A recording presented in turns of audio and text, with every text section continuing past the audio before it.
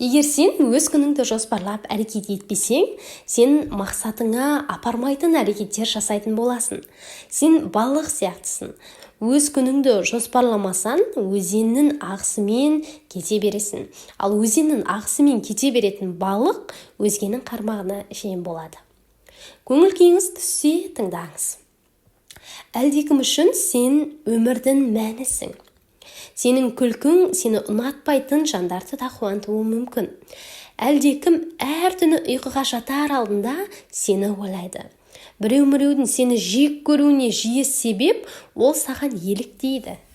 Жер бетінде сен үшін жанын қиюға даяр кемінде 2 адам бар.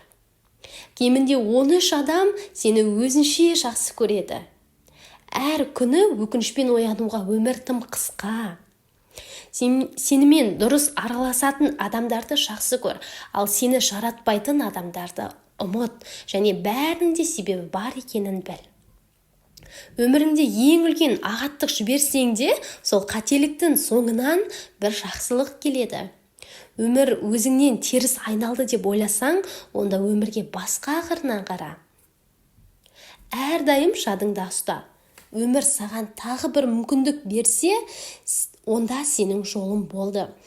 Егер саған мүмкіндік берілсе, оны пайдалан. Егер осы мүмкіндік сенің өміріңді жақсы жаққа өзгертсе, шүкіршілік ет. Бұл оңай деп айтқан ешкім жоқ. Олар мұның тәуекел етуге лайық екенін айтады.